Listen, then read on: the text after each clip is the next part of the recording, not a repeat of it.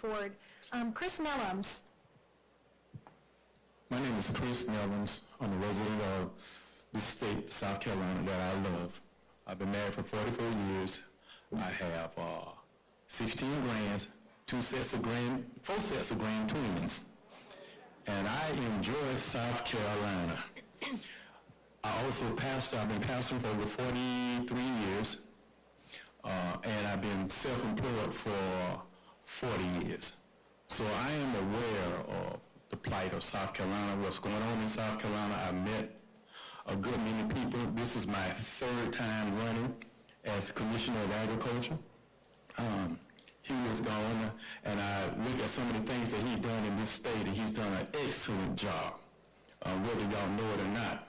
And 15 seconds. So one of the things that always excited me about him is that he always used to sing at the Carolina Lighting.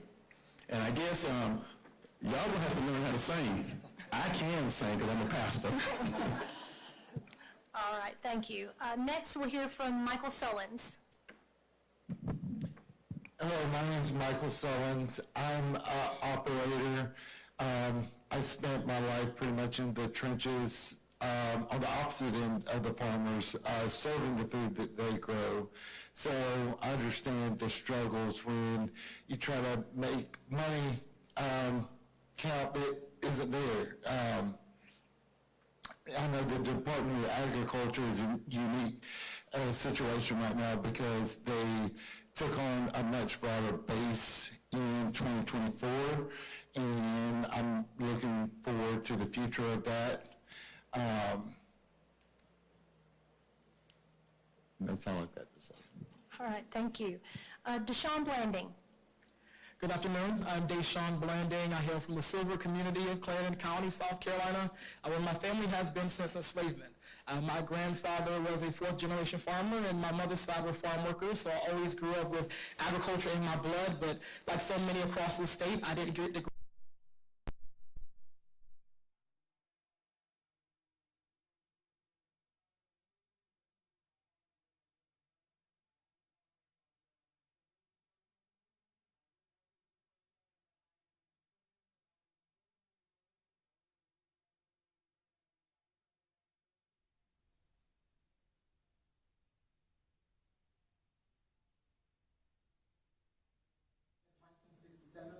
and I have been advocating for agriculture ever since, traveling across this nation. And so I'm looking forward to this discussion today, to be able to share the vision that we have for agriculture and how we can do. We come from being 7th in the nation for worst food insecurity to #1 and the best food security. Thank you. Jeremy Cannon.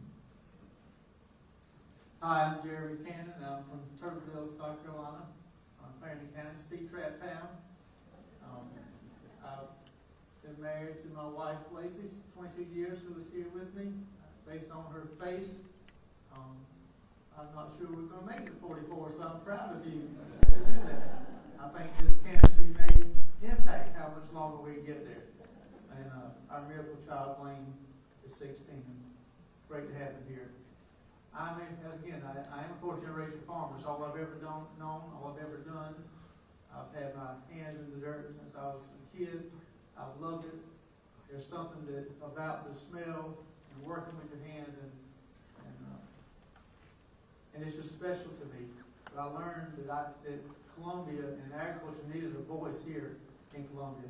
2016, I learned I could be that voice. I got the Grassroots Award from Farm Bureau for helping pass the Farm Aid Fund. Thank you. And finally, Fred West. Fred West, lifelong South Carolinian. Grew up in what I would kind of call a difficult family situation. So as a high schooler, I knew what it was like to be hungry. I knew what it was like to not know where we were going to sleep. Worked myself through college. Met my wife Michelle. She's here 36 years. Have 2 kids, a son who's a doctor and a daughter who works for a nonprofit down in Charleston. I was not born into a farming family. In 1999, I had a friend call me to go talk to folks at Annick Farms. And at that moment when I took that job, looking back now, I see how South Carolina agriculture changed my life.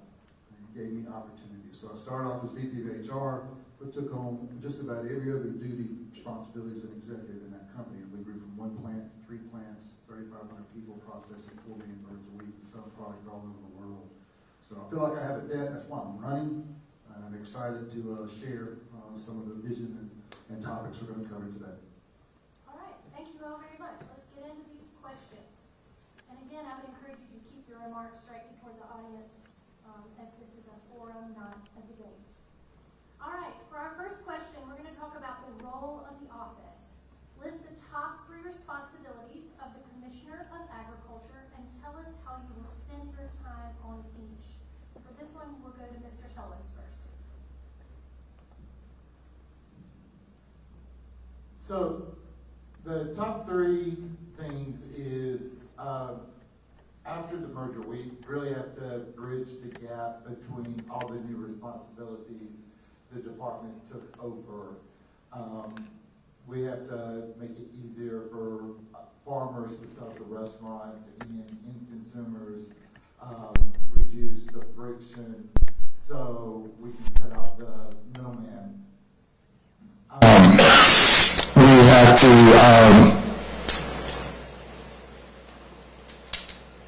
promote the department more so people realize what all we do now, because since the merger, a lot of people don't know, they know who we are, but they don't know exactly everything we do.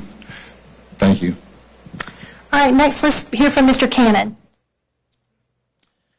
I would say number one, well, not necessarily in this order, but obviously consumer protection, and talking with Commissioner Derek Underwood about the things that, where we can work on food safety, things that we can improve on, things that maybe are hindering our growth and hindering production, things that are holding us back, but also keeping our food safe and secure.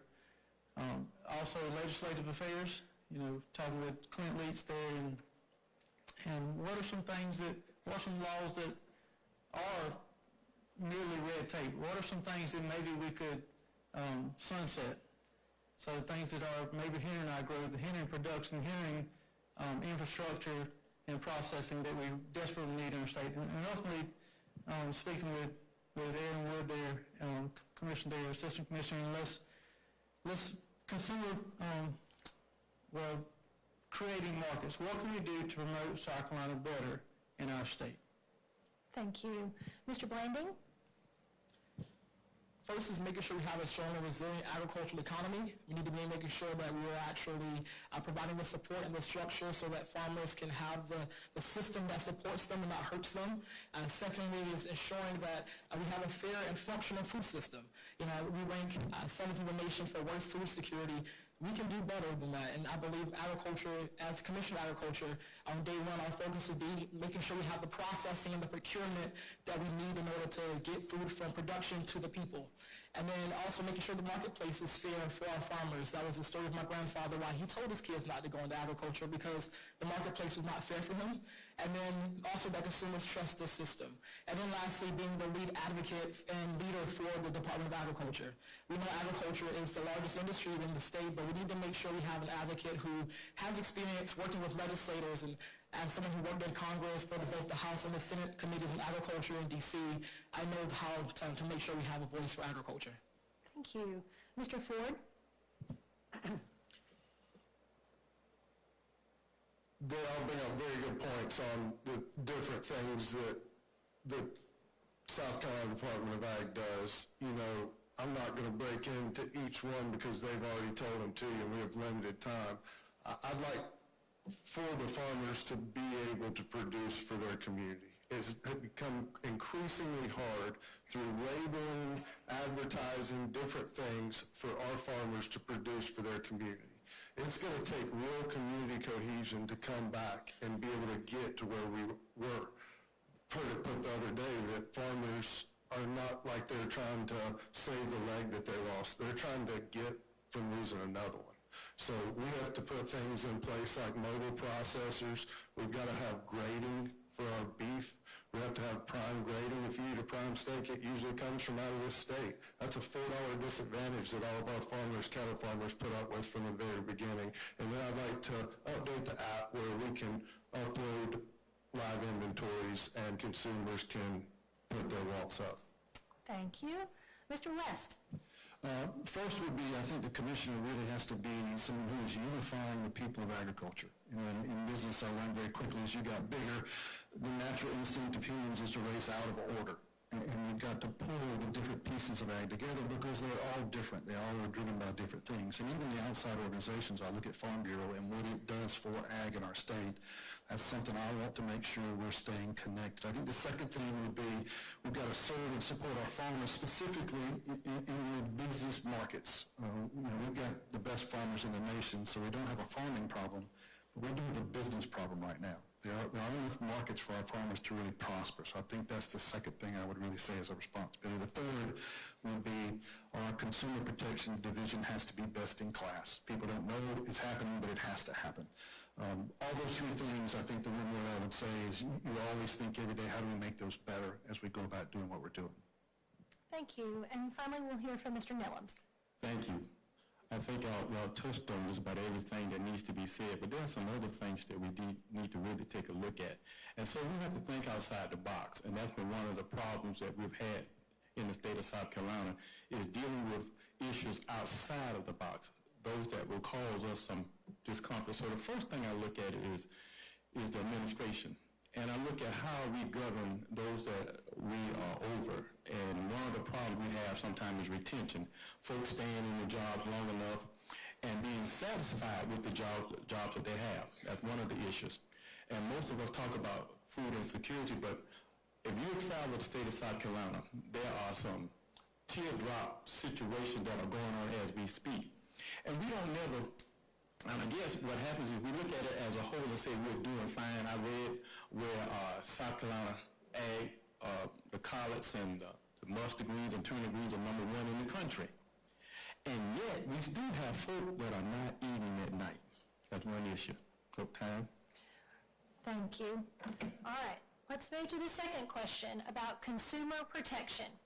Do you believe that current food safety regulations are adequate or too strict?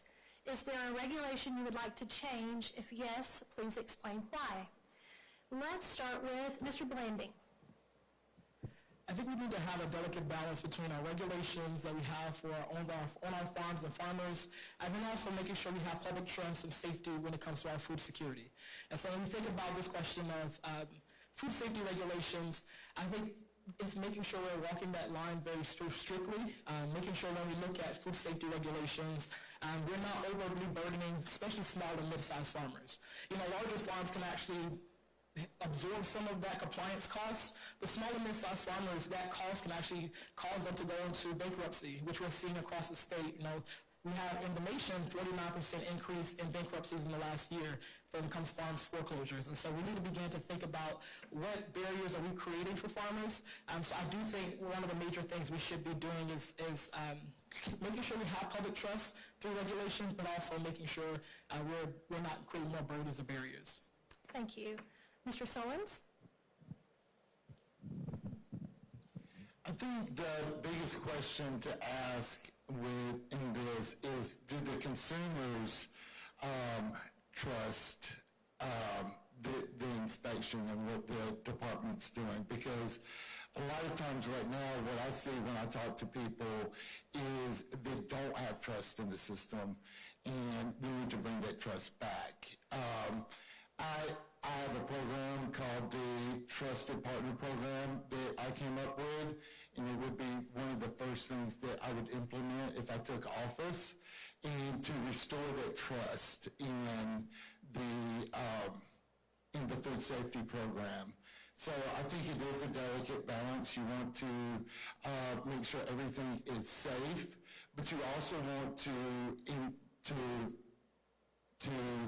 provide that balance for the farmers, the retail, the consumers, and everything. Thank you. Mr. West? In my career at AIM, most of the compliance departments reported to me, and they're unique and different how you lead them, because again, if you back away too far, they're naturally going to fall either too hard or too soft. So it really takes spending time with the leaders who are running those compliance organizations to make sure you're tracking right. I would tell you that it's funny with regulations. It's the regulation, but it's also the interpretation with a regulation that can make a difference. And sometimes you have to work on the consistency of that you're doing the same for everyone. I'm a big believer in, from time to time, sitting down and reviewing where we are and what's really working. We did that in poultry, we did it with our customers, we did it with USDA.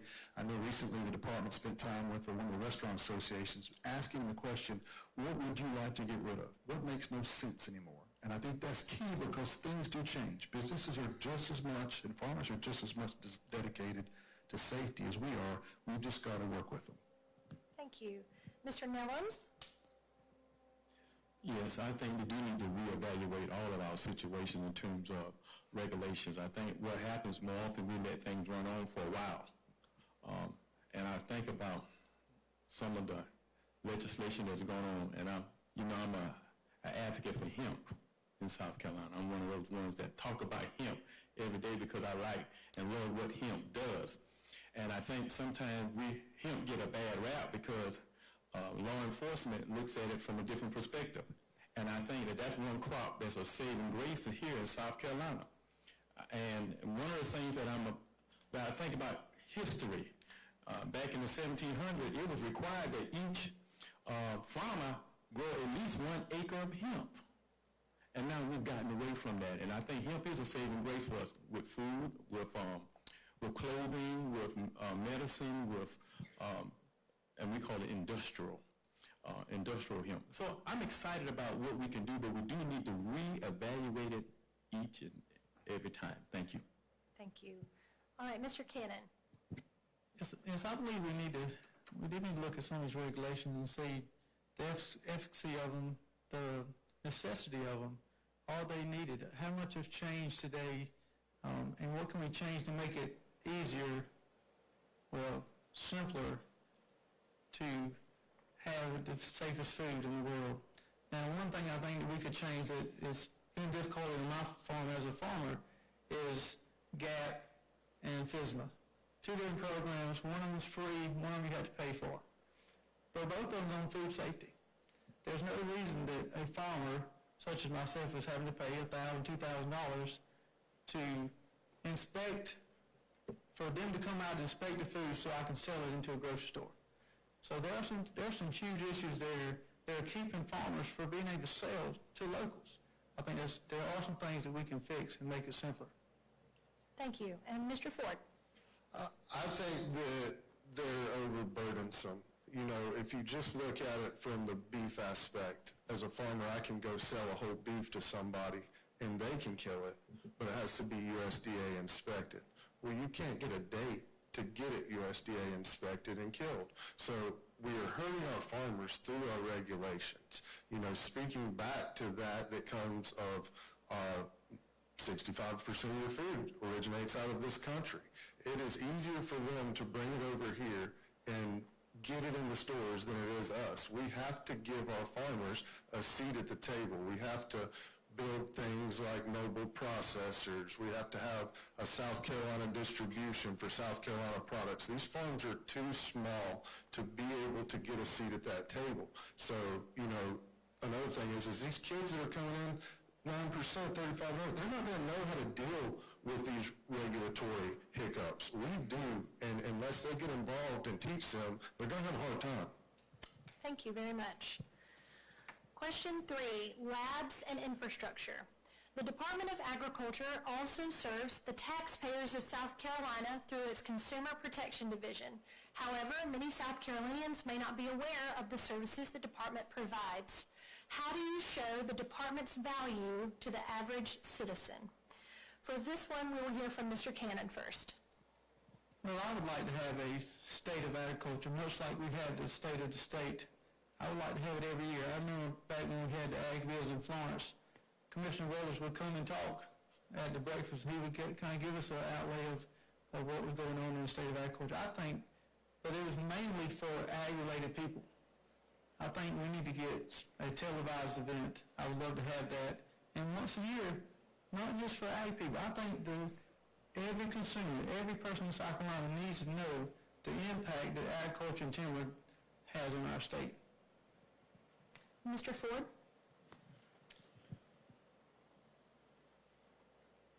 So, social media is the answer right now. all people are on social media all the time. Marketing through social media is absolutely huge. You know, to go back to the last thing I talked about, how many people do you know that get sick eating deer meat during deer season? That is processed in South Carolina. It's a healthier food. We have to get back to local. Our communities have to support that. The education on that is how we bring them together. People need to be involved with their food. There's a cost for convenience now, and there's a cost for the future. We're paying for it right now. Our kids are going to pay for it in the future. So we need to bring it back to South Carolina. We need a lot more self-sustainability, because we all have a responsibility to give our kids better than we have. And right now we're going down a road that they are going to be worse off through the data centers, solar, developments, all those things. Thank you. Mr. Nellums. I like that question because it talks to the average citizen. And that means that you have to go 1, maybe 2, maybe 3 levels down because of the way our system is in the state of South Carolina, where in terms of communicating to people. As the chief person, which is the head, one of the things that person has to do is make himself more visible. And then set up different areas throughout the state of South Carolina where he can pop in and sit down and talk with folk one-on-one, eye to eye. You know, what we call that town hall type experience. And now, once you start that, what'll happen is folks start to gravitate towards that. They know that meeting every month going to be in Florence. Every month going to be in Greenville. Every month going to be in Columbia. And folks start to pay attention to what's going on. That means that commissioner is concerned about the common man. That's important. And what happens to us, I mean, we bring about a family atmosphere. That's what it is. And so, Thank you. Mr. Blanding? Yeah, as I've been traveling up and down South Carolina, seeing this beautiful state, I've been seeing, or asking this question as I meet with folks. And I'm not going to ask it here because I think I know the answer, but how many of you know what the Commissioner of Agriculture is? And most people don't have any idea what that position is. And so it's not just in this, I'm learning on this campaign trail, not just getting Deshaun Blanding's name out, but it's actually socializing agriculture to everyday folks. Most people in South Carolina are not farmers, right? Only less than 2% of our South Carolinians are farmers. And so we need to make sure we're bringing agriculture to our communities. There are a few things we can be doing to get that done. One is actually similar to the town hall, but partnering with having a regionalized system where we can actually have listening sessions with the community to talk about what's going on in agriculture. Secondly is looking at digital tools to be able to get the word out through media. And then lastly, making sure that the certifications that we're providing is actually visible, and so that the farmers can actually have boosting in their markets when it comes to getting the word out to folks. Thank you. Mr. West? This is a classic ag problem, like I saw it as soon as I got into agriculture, and the people just don't know what they don't know. So I think there's a component of always teaching, promoting, marketing what you're doing. Even like in a company, you're always trying to preach and teach your employees or the people you're working with of all the benefits of being there. And I think that's one of the things we can do and do better. I think that most people drift away from it, right? The minute you don't have to worry about it, you just don't think about it, which is good because it shows there's a system here that works, right? People don't have to worry about it. So I think there's some repetition we have to do, opportunity again, preach and teach everywhere we go. And honestly, the biggest thing you can do in preaching and teaching is explain to somebody the why. Why do we do this? And why is this important to you? And why does it really matter? So I think a lot of it goes back to the marketing component. Thank you. And Mr. Sullins? I think we face two separate issues. When I talk to people, everybody knows what the Department of Agriculture SIL is. They say it every day, everywhere they go. But when you talk about the Commissioner of Agriculture, they don't really know what it is, but they have immense interest. So I think you have to tie those two together, and I think you do that. I said it before in my previous statement, is trust. If they know when they see that seal that the gas is clean, that the scale is right, that the food is safe, I think you solve the problem. You don't have to market it. If they have trust in the system, that's all they really need. All right, thank you. Next question is on markets. What percentage of food purchased for state institutions like schools should come from South Carolina farms, and how will you get there? Let's start with Mr. West for this one. So I don't have a specific percentage because I like the ability for businesses to find those places and for customers to find those businesses to use. But I'll give you an example of my year and a half with the department when I worked in the marketing department. One of the things we realized quickly was your school system serves about 102 million meals a year during the school year. We lost federal funding for some of the local food to school, and I came up with a draft that was basically the Certified SC Cafeteria Program. Took it to the commissioner, and Clint went to the state legislature and actually got $1 million a year reoccurring to give to us that we give to schools to buy South Carolina products. And the interesting thing about that is your institutions, given around the schools, your SFA, school food authorities, that's the people in the districts that are buying this food, they want local. The cafeteria staff, they want local. The parents, they want local. The students want local. So it's a great opportunity if we could just build those pathways for prosperity for those farms to really get involved in that. Thank you. Next we go to Mr. Blanding. Yeah. I think we have to start off with, one of my managers gave me this quote when I was younger, know what you don't know. And we don't actually know what percentage of food is purchased in South Carolina. It's something we know about 32% of agribusiness stays within the state, and that includes forestry, which is 45% of the industry. And so when we think about this question, we have to first start off with an assessment and an analysis of what actually are we keeping within the state of South Carolina, but also as it relates to how do we do that. We have to work with our universities across the state to actually to collect that information, and then create programs. When I was on the federal level, we had the Local Food Purchasing Agreement Program, LFPA, we created and we advocated for and got it in this Farm Bill iteration that would actually work with local farmers, connect them to local institutions, to create a direct-to-consumer program where the state would purchase food and redistribute it, and then also connect them to local institutions for relationship-building purposes. So we can do better with collecting that information to have a better understanding. I'm a policy nerd, so I love data, so definitely want to get that information. Thank you. Mr. Sullins. Well, I would say that we could reach, nobody else has given a number, I'll give a number, I'll say 25%. But to reach that number, we have to build the infrastructure in South Carolina. We have to have mini hubs to process this food. We have to have value-added processing. And if we build the infrastructure, then it's only going to make common sense to buy local because it's going to be the most convenient, it's going to be the cheapest, and it's what everybody already wants to begin with. So when you add all those together, I think you could surpass that number, but I think it's a realistic number. Thank you. Mr. Ford. I'm going to guess a little bit less than that. I'm pretty sure that Greenville and some outside areas are leading the charge on that. I think there's a big initiative brought there. I see it as a rural fix first. That's the easiest place for us to get the best food to the kids and prove what the community can do for the schools. But a no-brainer for me, with only having 18 dairies left in the South Carolina, is get these kids all South Carolina milk. I mean, it just seems like the natural place to start with them having so much trouble through the years. But it should be 100%. I mean, that's, if there's any other conflict all over the world or the country, it will directly affect our kids. If we can feed them through our state programs and farmers, I don't see why you wouldn't. Thank you. Mr. Cannon?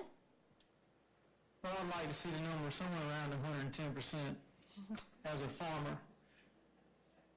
Just because we have the ability, we have the best farmers, we have the best dirt, we have the knowledge, the experience. Why are we not doing it? Why are we not putting South Carolina first? I'm thankful for America First, but we are promoting more stuff imported than stuff that's grown in our state. It's going to take some infrastructure. It's going to take some work. We can't do it overnight. But I want to put South Carolina farmers first because that's where, that is food security. If we can keep it in state, it keeps the money in state, it circulates, it just adds to our economy. So the higher number, the better. I feel like we should be supporting here at home. From Mr. Nellums. Yes, thank you.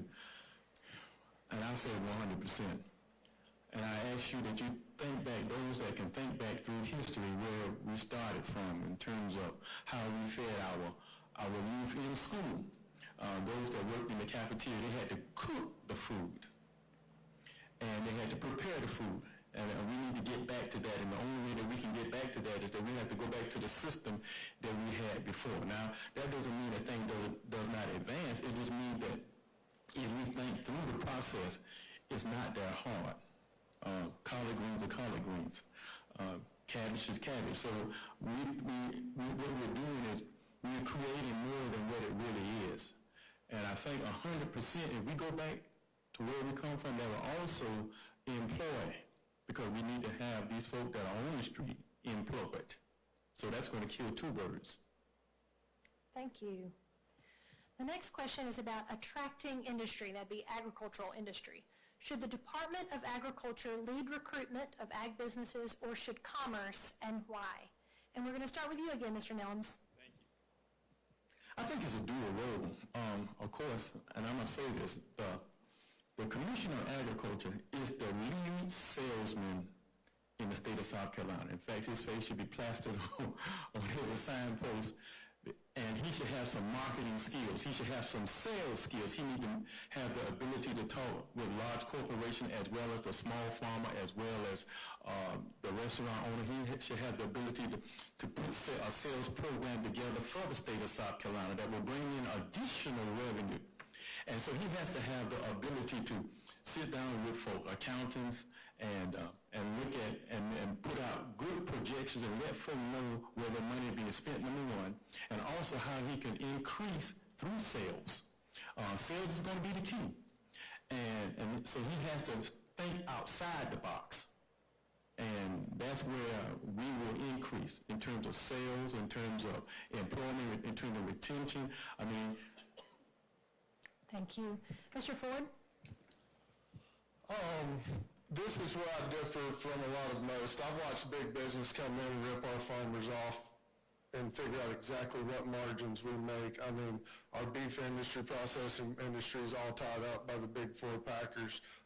The seed companies have gone from thousands to 4. I mean, we have got to stop letting big business come in and take over our farms. It's out of hand. If you go to John Deere, you buy a tractor for $150,000, and then you turn around and go buy the parts and build that tractor by yourself, it's going to cost you $750,000 to $1 million. These big businesses have come in and figured out how to profit on us, and we can no longer grow scale to grow profit. Now we are hurt. So I see it putting in the small business hands, mobile processors, different things to get the community involved. I've seen it go way the wrong way of Brazilian-owned companies coming in and controlling our food supply. Thank you. Mr. Solons? I'm going to kind of continue on that same note because I see the same problems. And I think one way to do it is let the retail industry guide attracting industry. If you take a local grocery like Publix, they want to sell local food because people want to buy local food, but they have a hard time getting it because we don't have the infrastructure. If we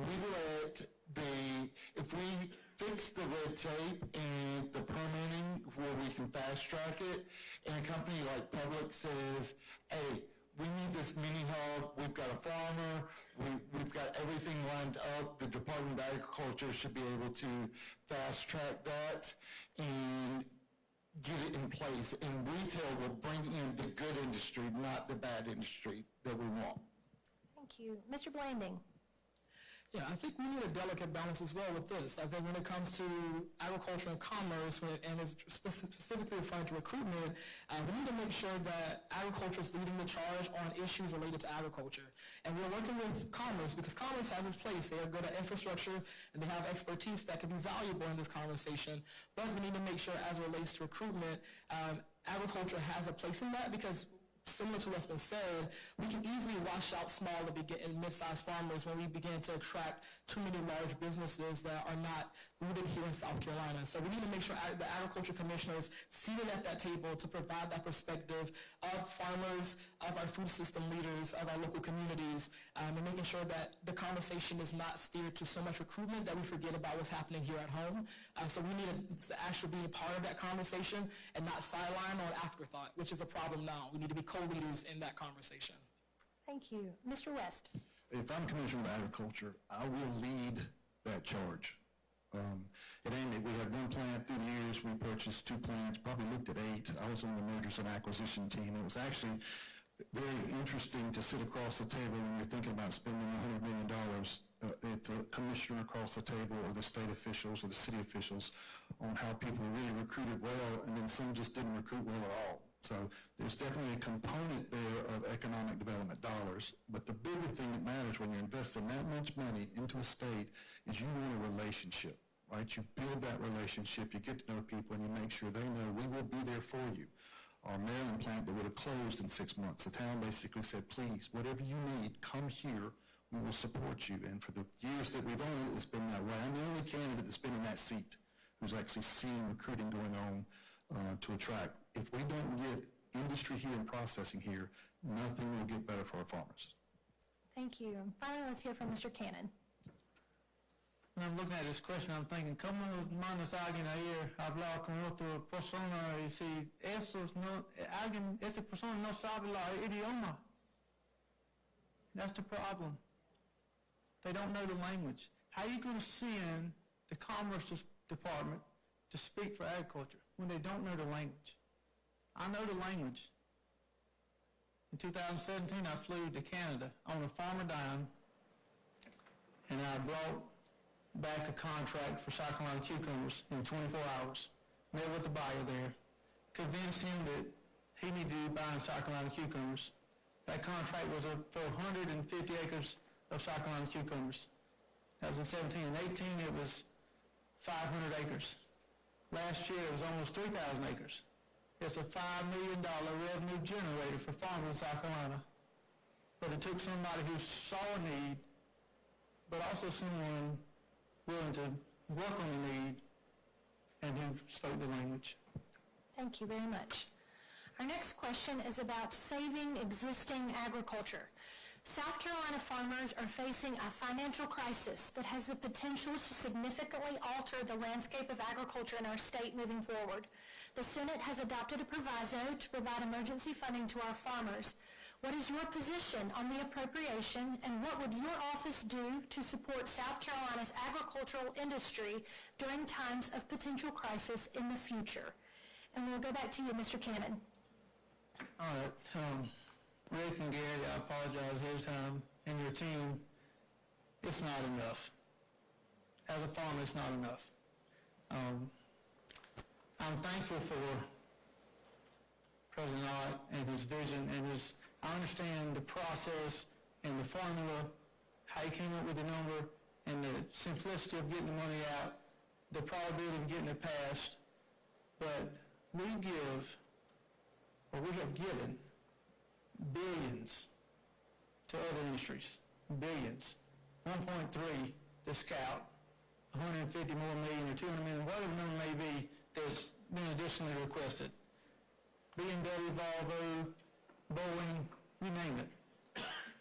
But it is a gift if ag gets anything. We got to start putting some money toward agriculture. Thank you. Mr. Sullins.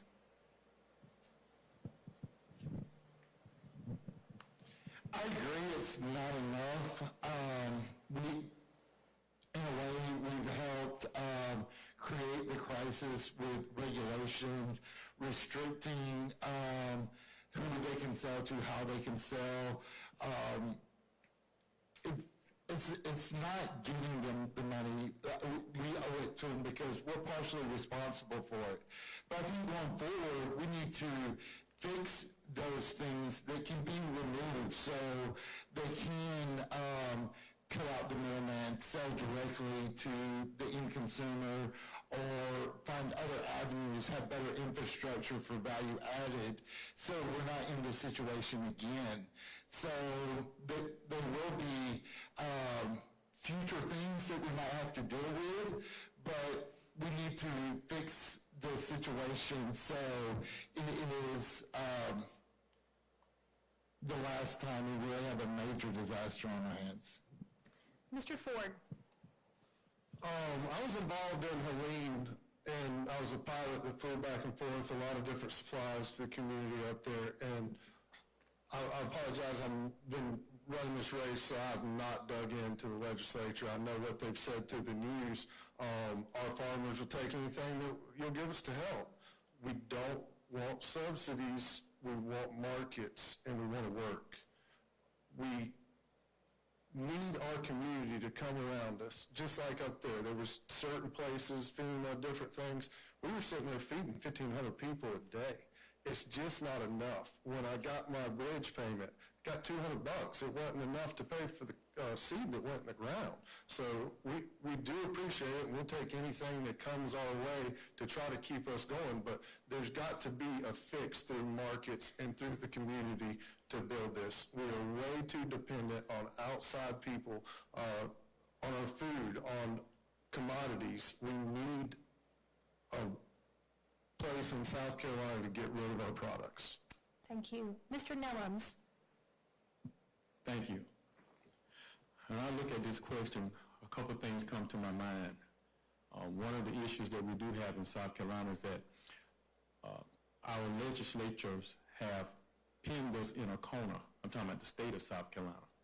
And whenever we don't deliver, or we're not able to deliver, or something happens, it's a bailout. And I don't believe anybody wants a bailout. I think we really do want to work, and all of y'all are correct in us working.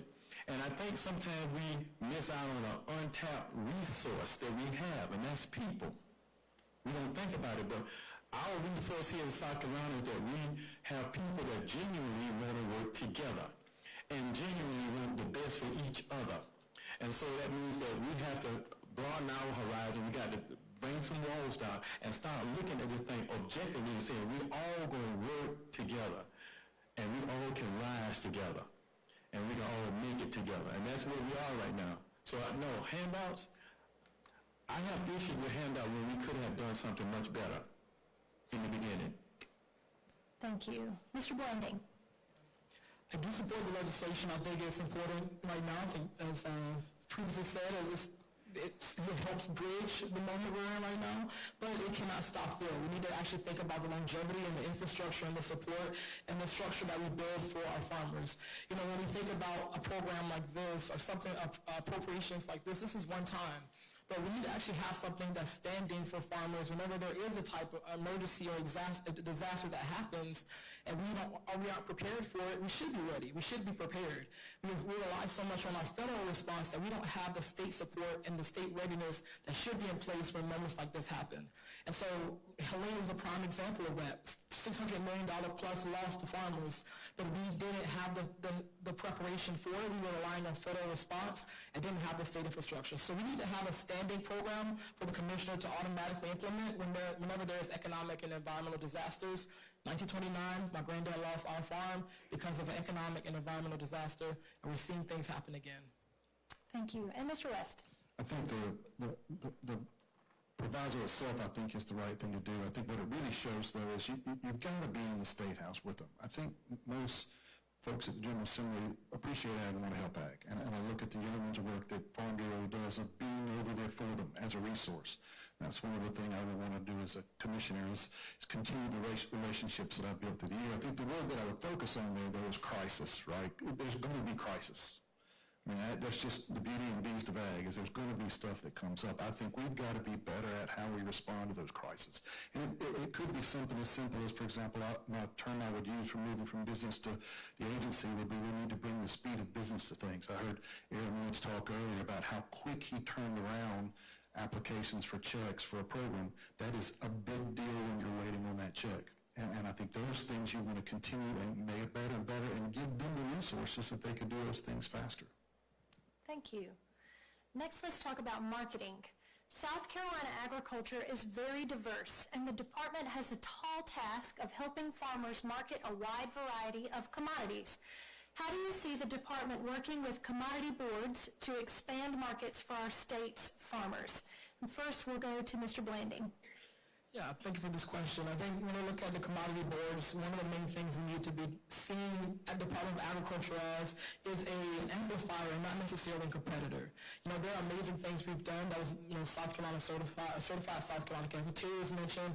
There are programs that the South Carolina Beef Council has created on marketing. There are a lot of different disaggregated programs, marketing programs that are created within the commodity boards, and what the Department of Ag can do is be a centralized voice to uplift a unified message around what South Carolina agriculture entails. We can be a centralized voice that works with the commodity boards and that creates a unified campaign, but also allowing each commodity board to actually have its own marketing programs. Again, that's not competitor, but an amplifier of what's already being created. And so I think that's one of the main things. Then also making sure that whatever we do is getting back down to the producer, and that they're actually seeing the results of us uplifting the different marketing strategies. Thank you. Mr. Ford. From what I understand about the commodities, which is probably my worst thing that I know, is we have got to get bulk exporting out of Charleston. That will be the single best thing that we can do for our commodities. On top of that, we have got to have a level playing field.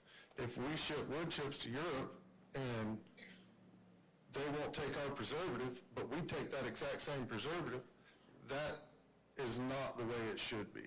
If they're importing stuff into our country, then we should get the exact same rules that they get.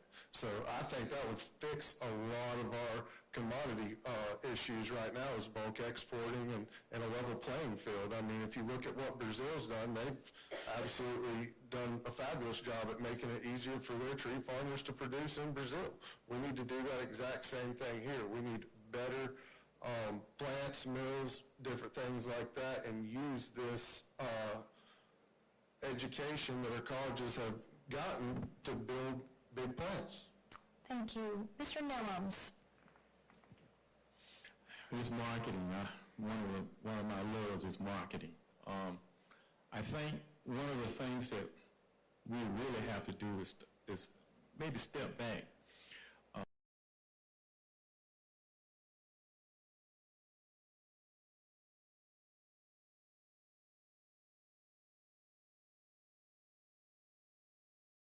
And take that, and even though we put technology with it, we can take that and bring everyone forward, and that's going to help us with employment, because, I mean, we have a lot of folks that are not employed.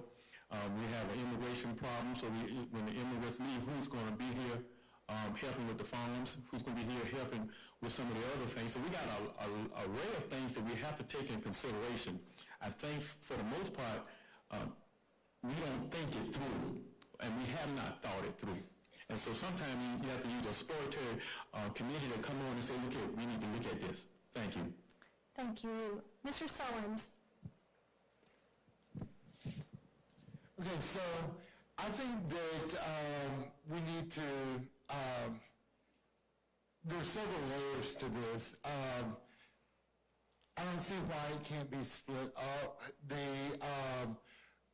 You've got specialized farmers that invest in innovation and prime, that pay into these commodity funds. And if they are marketing themselves, they should get a credit back for that. It's not fair for a small farmer that has to pay into this and then pay their own marketing expense too. That's one of the major concerns I have. There is other reasons to reduce friction, to make it easier for the whole commodities industry as a whole. Thank you. Mr. Cannon? Well, I think there's several things that we can do.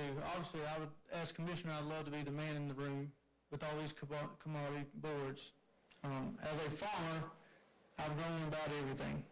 Anything that you can grow and lose money at, I've done it. I've seen it. I've lived it. I've grown 6 different types of row crops. We were historically tobacco till 2022, but I've also grown 20-some items worth of produce. And I've been out here on the market. In 2015, I came here with some pickles and had no idea what I was doing or how to get rid of them, but I knew I needed to sell them because I knew I had bills to pay. So, but I would love to sit down with all these commodity boards and hear their thoughts. You know, where can we help you? You know, maybe it's infrastructure, maybe it's, you know, getting it to consumers through schools or whatnot, but just listening and, you know, figuring out what, some's going to be short-term, some's going to be long-term. We're going to find answers to help all consumers, all farmers. Thank you. Mr. West?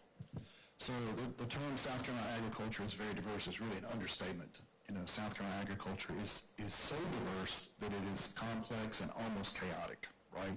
So again, it's about getting the right players at the table. If you look at our system, you've got the Ag Commission and the commodity boards. They are appointed by the governor and then administrated by the department. I believe it's an underutilized source of knowledge and expertise. I think we've got to pull groups together to really listen and understand so that we can make best decisions. So your Ag Commission is really the macro, looking at the industry in a macro kind of vision, and then your commodities are a micro vision. So you've got 2 pieces there that really, I think, if you bring them together and you're working together, I think you'll end up with better decisions and better opportunities going down the road for farmers. Thank you. All right, our next question is about leadership. Commissioner Weathers has provided steady leadership at the South Carolina Department of Agriculture for over 2 decades. On day one, how do you assure staff that you too will provide steady leadership for them and the organization? And for this one, I'd like to start with Mr. Sullins. Commissioner Weather, he's done a great job for 20 years providing the steady leadership we need. But in 2026, the department's a completely different animal. And so we need to take it into a different direction, and we need to unify all these different departments together so they communicate. So it's not very useful to have everything under one roof if nobody talks to each other. And I think that's the biggest thing going forward to show leadership is to get every different department to communicate so everybody knows what everybody's doing, and it will move us farther faster. Mr. West. I think I'm the only candidate that has actually showed up at a place and said, congratulations, you've been bought or you're new employers. So I've been in that situation, and you know, the human nature in change or crisis is to think about self. What's this doing to me? How does this affect me? And I'll give you a good example. We bought rural Mississippi, a plant in rural Mississippi. I think it was 700 employees. I sat down with every single employee in 4 days. So I wanted them to know, we want you here, we need you here, we're going to be okay. Yeah, there'll be some changes, but we're going to work through this. So I think the first thing is to spend time with the 250, almost, depending, could be 300 people that you need to sit down and talk with, and just reset that change is hard, right? It's just human nature. So I think that's one thing that I think is important going forward is to never miss out on living up on your team and making sure they feel a part of that team. Thank you. Mr. Ford. Yeah, like everybody said, Mr. Weathers has done a great job, and I believe he's put a good team in place. He's decided to step down, which gives opportunity for somebody else, and that means that no one that is running has served before. You know, anybody is going to have a hill to climb to get them working for them. It's going to be an adjustment.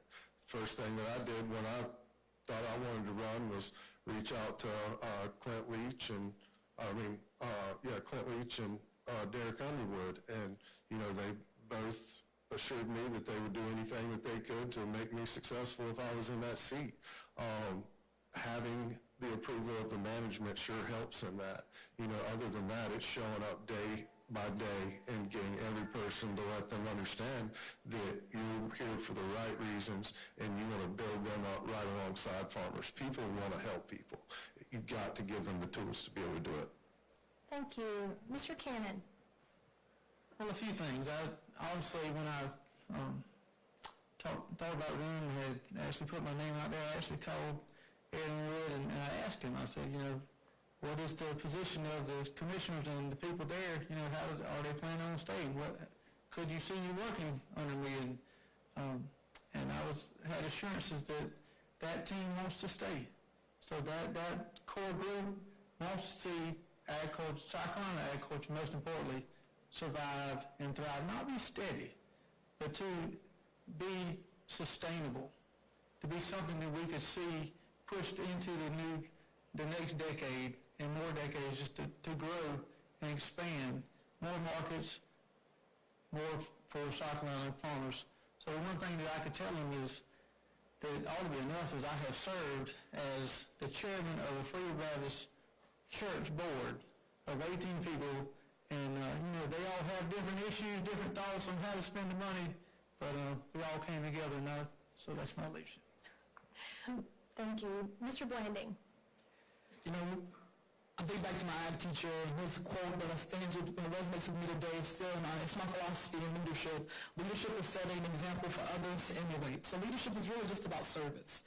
And so when you think about being a leader in this role, I think back to starting up my cooperatively owned business that I run now. We have about 10 folks who work with me, and everyone came from very stable jobs before they came to this startup organization that's pretty rocky. And so as any startup, we have a lot of bumps and hills to climb to try to get to success that we envision. But I reassure all of our team that as your president, as your founding partner, I will make sure we're working together, we sink and swim together, and making sure we start by listening. Listen to the needs and the concerns. We then move to learning from the expertise of folks on the team, and then move into honoring. This job is about public service, working in the Department of Agriculture, so honoring the work that everyone's committed to serving the public. I'm a public servant my whole career, and so I do believe in continuing that through, as a leader, making sure we reassure folks that leaders listening, learning, and honoring. Thank you. Mr. Nellums. Yes, thank you. As I reflect back as a pastor, and I pastored in the Methodist Church for over 30-some years, and we moved around, and we had an old saying, your friend is my friend, and your enemy is my friend. And so I don't look at change. I look at going in and working with folk, finding them right where they are, and being a rock for them. And then it's not about changing. It's about what can we do better to increase and serve this state called South Carolina. And so I get excited about getting into a situation where I'm able to meet new people, being able to work with them, and also energize them and give them something to hope for. And Weathers did an excellent job with what he had. Amen? And guess what? It's going to get better. And so I'm excited. I'm excited about the fact that it's going to be a new day, but we don't have to change anything. Leave it right where it is, and let us grow from there. Thank you. All right, thank you. Now our final question is about agency vision. In your first 6 months in office, what is the single most important thing you will accomplish, and what are the first 3 steps you will take to get it done? And for this question, we'll go to Mr. Ford first. I really think the app's a great idea. I think it lets us bridge the gap from producer to consumer. So I would like to see everyone be able, as a producer, be able to upload a live inventory, and consumers to be able to list wants. We speculate like heck at the beginning of every year, knowing what to produce. If we know what our community expects for us, that will be a huge leg up for us to know that we have people in the community looking at something. If we have a buyer as a farmer, that is one of the first things that we look for.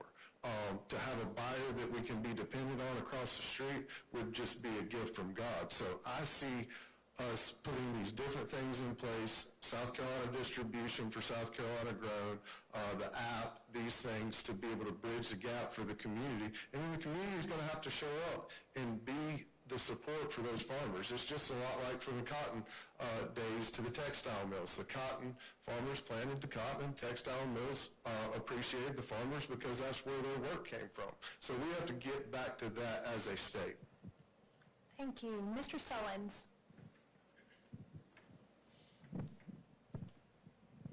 Well, I think the most important thing in the first 6 months is bridge that gap from the farm to the retail establishment, whether it's the consumer, the grocery store, or the restaurant. And that'll fix a lot of the issues that's been brought up, because the farmer's going to know what to grow. If we quit sending our produce out of state to be processed, to ship back, and we build local infrastructure, then that is one of the most important things we can do 6 months and going forward. Thank you. Mr. West. We've gotten really good as a state at recruiting planes, trains, and automobiles, right? Your tire plants, car plants, battery plants, wonderful things. Wouldn't take away from them. I want to be great at recruiting agribusiness. So that's my first push. And there's 3 pieces there. One would be, we first start with our legacy companies that are here. Right? We go to the companies that are in agribusiness that may want and may have a desire to do something bigger and better and expand. So I think that's key. Second thing is we work with our stakeholders, again, like Farm Bureau and the associations and different marketing groups to pick out who we target and go start building a relationship with them. And then I think the third piece of that, and that is you don't go recruit these companies by yourself. You have to show up as a team, and that team involves agribusiness, but it may also involve your power company or your water company or the local town or whatever it is. You've got to build a team that starts to build that relationship where those companies will want to spend a lot of money. We're a great place to live. And we're the number 1, number 2, number 3 state in the nation for people relocating here. So I think we've got something good to sell. We just have to go do it. Thank you. Mr. Blanding.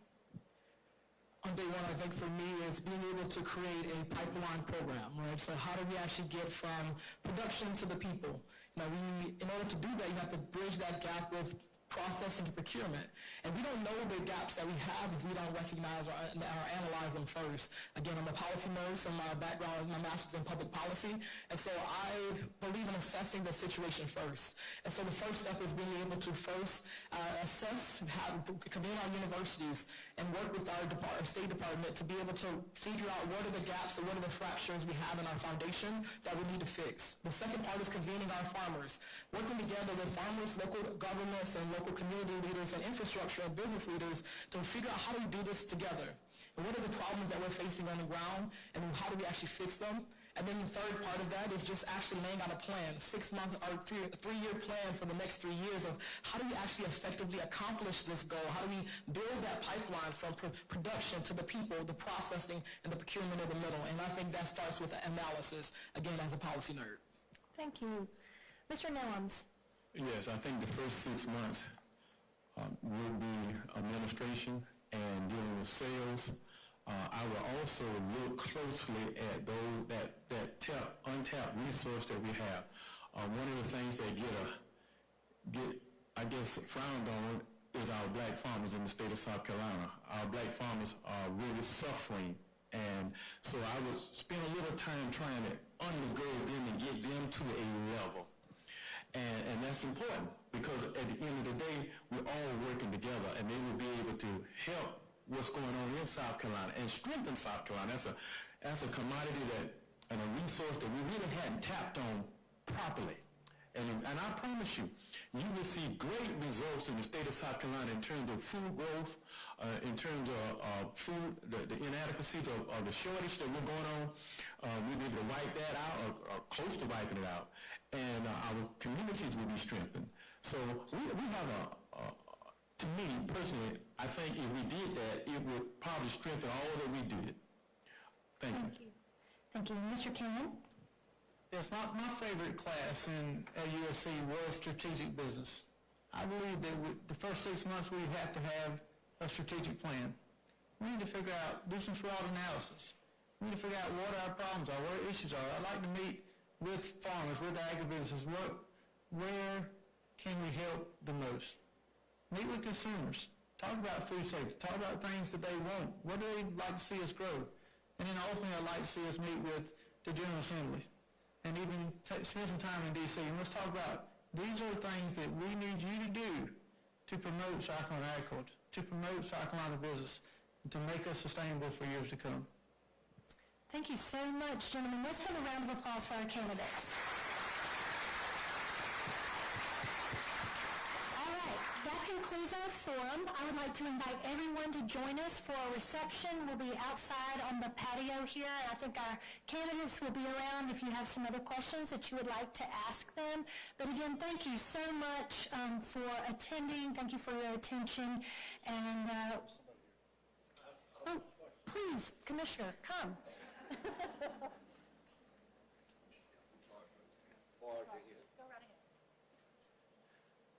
Let's give Farm Bureau a hand for putting this on today. I got here, and let me say this, I'm going to go back 20 years. Every candidate on this stage is probably better prepared than I was when I had the privilege to become your commissioner. They probably know it, but they're asking you to give them the best job in South Carolina. You get to work with the finest people. You work to put the finest people around you to do some of the things that the department does. And a lot of times you just stay out of the way and let them do their job. But this state, we're all one big family. Who remembers the TV show Cheers? They say, well, everybody knows your name. In this state, everybody knows your name. We all know each other. So the commissioners will be a well-known person. I want to say I admire each of you. I wish all of the candidates were here, but I wish all of you the best of luck. I appreciate that you've given your time to seek this position and the importance that it will have. When I give my little stump speeches about agriculture, we always say it ties South Carolina's past to the present day, but more importantly, the future. What does the future hold? That's why the position and the responsibilities. Where is it going to go? Well, that depends on all of us in this room.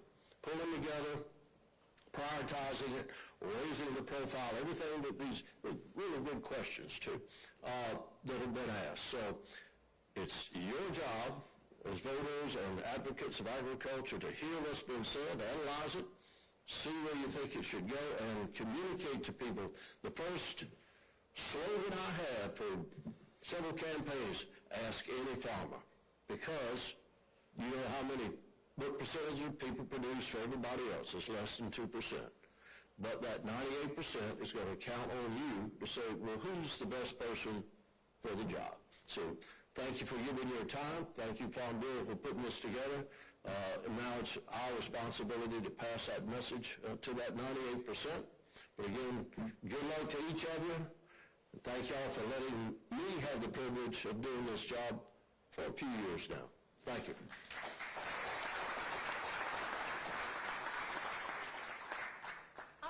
So please help yourself. Candidates, we'll let y'all go ahead and go out onto the patio. And yeah, don't forget your mics.